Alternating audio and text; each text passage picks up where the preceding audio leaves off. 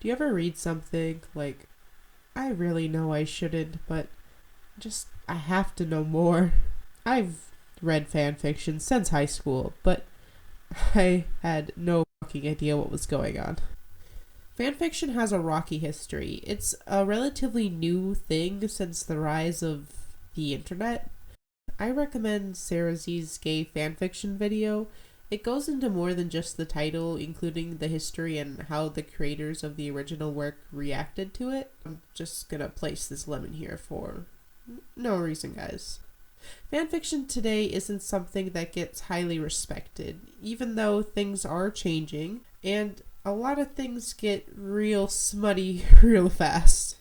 Basically, there are no limits when you can write and post whatever you want. If you can imagine it, you can write it. Now, where to begin? What's Omegaverse? It's an AU, or alternate universe, where there are three main roles used by the author. There's Alpha, Beta, and Omega. You might recognize the term of Alpha and Omega based on the animal hierarchy. That is not an actual thing, originally introduced and popularized by David Mech. The ideas described behaviors he saw in captive animals, but in a paper in 1999 he since debunked his own research on not being accurate. But this is fanfiction, so reality be damned, it doesn't really matter. According to the Wikipedia page, the trope originated in the supernatural fandom, but they seemed to be few and far between. The first one recorded was in May 2010 and also reported to be responsible for the popularity of nodding in the supernatural fandom. I put the original disclaimer in a much later part of the script, but God, it gets so smutty so fast. I can't keep up.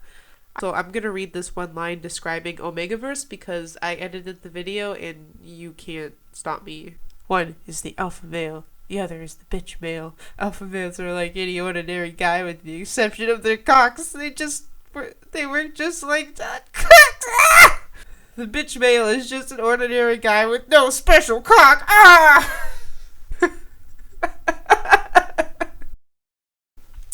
So, Alpha, Beta, and Omega terminology was actually founded with these early supernatural fanfiction writers. The trope gets heavily paired with other kinks associated with its themes, such as animal nodding and heats. I don't know which ones, I'm not going to look it up. Common tags include nodding, impregnating, cycles, in heat, AU, dubcom, inks, and fluff. Obviously, the trope spread past the supernatural fandom, making its way into many authors' works.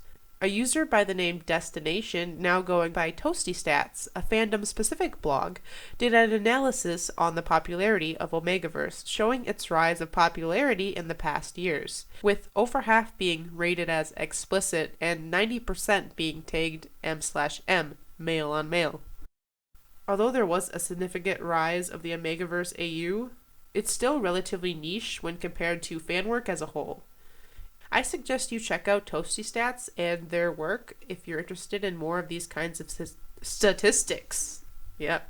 And hopefully you made it this far because we're about to get into something. It's up to you to decide what that something is. In essence, Omegaverse is a fanfiction/kink trope, wherein some or all people have defined biological roles based on a hierarchical system. Hierarchical. Here, I need to look up this word. In essence, Omegaverse is a fanfiction/kink trope where some or all people have defined biological roles based on a hierarchical system. And yes, prepare for this to be very not safe for work. Do not watch if you are a baby. But serious warning now, explicit sexual content ahead. But I've said kink and fanfiction more than once, so yes, we're gonna go there. Omegaverse creates three categories. First is the alphas, the top bananas. They're aggressive, are usually the larger and stronger ones, the dominant ones of the group. All alphas have larger penises and are the ones to fight over an omega. Betas are your average Joes of the group, except they cannot breed with omegas. Omegas are the softer, more gentle souls. They're nurturing, good parental material, as it's often described. They are the only ones in here that can get pregnant besides beta females.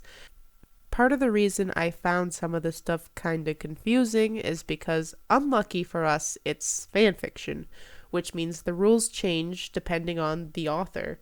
And unlucky for you, I held back on the descriptions a lot. And now we have to go back to that. If you're not familiar with some of the tropes of fanfiction, it gets a little weird. I just wanted to give you some process time. Alright? In Omegaverse stories, gender is more of a non-factor. This also can depend on the author. The omega, beta, and alpha hierarchy breaks the binary in some ways, as males can be impregnated and females can be the impregnator. Trans rights? Not quite. But also, trans rights!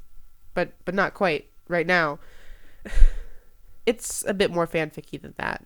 I'm taking this from a guide written in 2014 by user puppylover857, who explains how some writers choose to write the Omegaverse trope, stating this about alpha females, as I will quote, "Where the female clitoris is, once she gets aroused, a retractable penis is there instead." I do admire the creativity of this. If this is too much for you, you're definitely not going to want to learn about omegas. Speaking of which, going back to omegas, let's see. I quote, "Since they only have one hole, their rectum, that is also doubling as protection for the female parts during preheat. The parts start to grow after they empty their rectum completely. This is a way more..."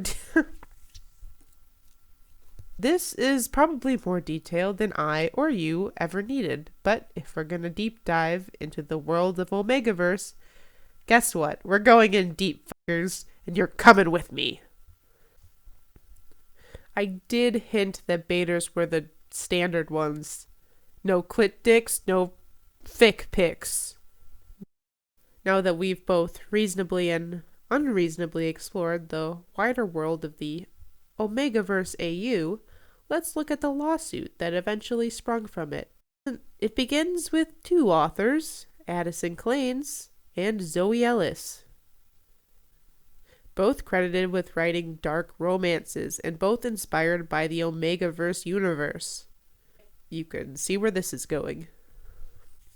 In 2018, Addison and her publisher filed a takedown notice against The Myth of Omega, books written by Zoe Ellis, causing her books to be pulled from the shelves. A DMCA was filed, which means the allegedly infringing activity is required by the DMCA to be removed. The alleged infringer can fight against the notice, but many people don't, because then you have to go to court and explain Omegaverse to a very uncomfortable judge and jury. I assume there should have been a jury. Nay, I pray there should have been a jury for this. Addison claimed that the work of Ellis was plagiarism, trying to claim ownership of Omegaverse tropes. Pretty much everything we talked about up until the second half of this video. At least that's how Ellis and quite a lot of other people saw it.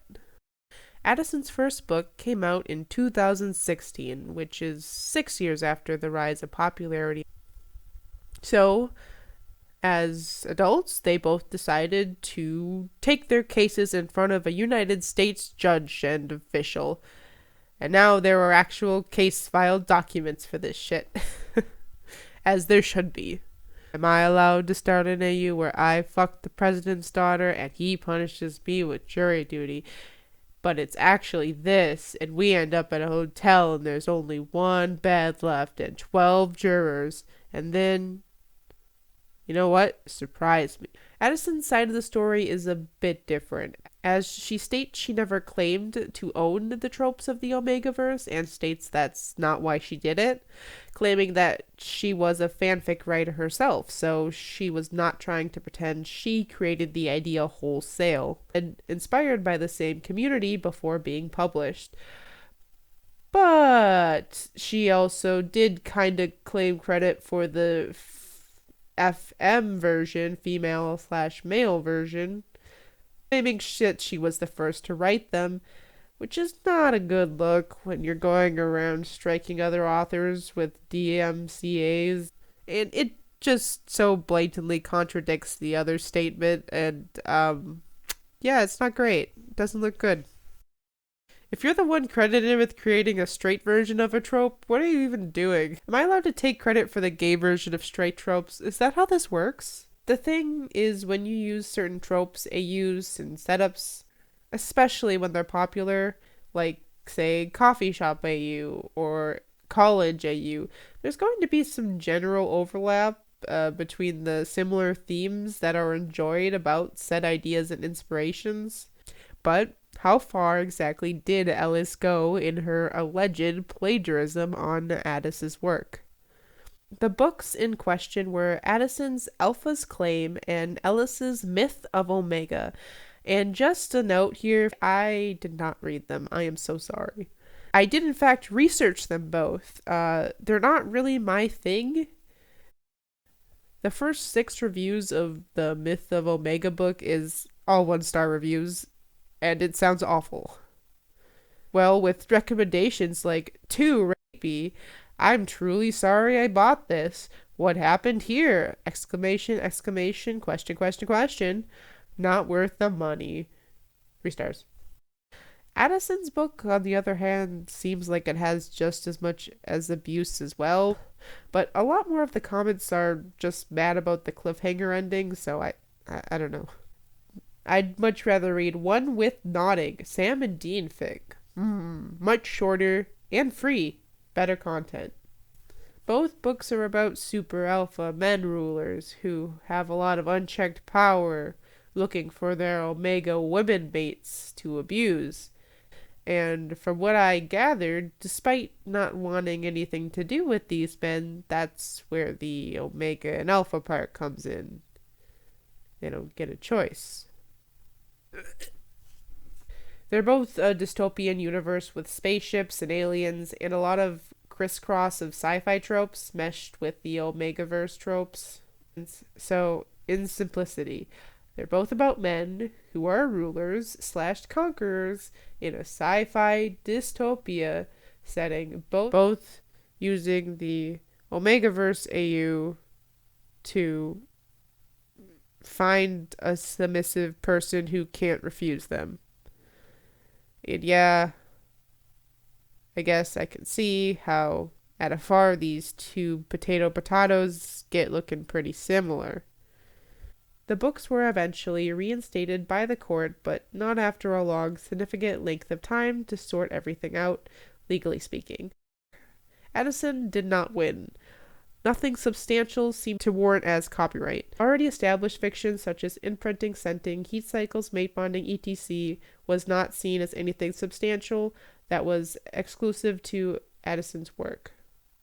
Ellis was about 2 books into her series, with the 3rd set to come out when she received the DMCA. This prompted Ellis to file a lawsuit on Addison and Blushing Books. It was made to rectify the prevention of thousands of pre-orders after the poll and a slandering of her reputation as a plagiarist. There was also some listed paragraphs that were comparing the works to be similar, but they were also a lot, and I'm not going to show them. And they didn't hold up in court, so it doesn't matter.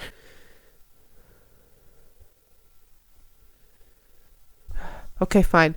I will read one. Okay, here is the most toned down example I could find. No, she wanted the thing that was supposed to happen. He was supposed to be her. Why was he waiting? Every part of her was screaming out that he should be stroking her and easing the need, that it was his job. Paragraph B, the compared paragraph. She wasn't heat. He was supposed to be her. It was the natural order of the hierarchy. Why wasn't he? Claire felt every single muscle in her body jump to life, saw his eyes glowing viciously and Pharaoh, felt his knot expand as he ground in, hooking behind her pelvic bone, locking them deep as he could go. Okay, book 2. He thrust forward, bearing his cock deep within as he was able, allowing his knot to grow and anchor behind the pelvic bone. Oh my god.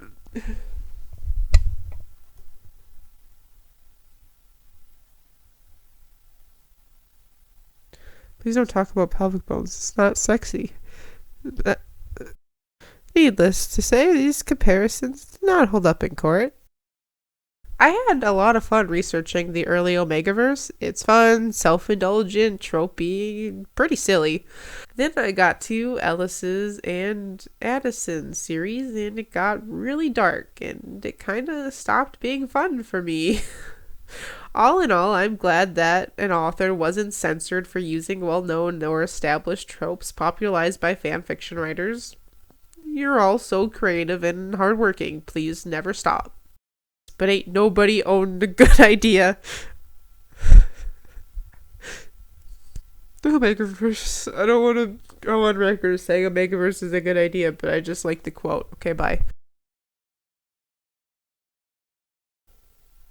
The instant the knot began to diminish, she registered the loss of precious fluids. Felt the sea leaking out of her, and when, as if knowing her thoughts, Zephyr dragged his finger in her little river and brought his ejaculate to her mouth. The smell alone drove her wild and taste 1,000 times more. Okay. Book 2. It was while she was in the dreamlike state that Arcus knot began to ease. The precious fluid began to drip from her body without even opening her eyes. More snarled her displeasure at the loss when his fluid cock slid out of his little neat body. Arcus brought his fingers to the plump lips that were coated in both of their juices. Okay. Allowed them to glide through. There's still more. Glide through such a perfect concoction. He watched as the little female's eyelids fluttered as he brought them to her mouth. Okay, that's it. We're done.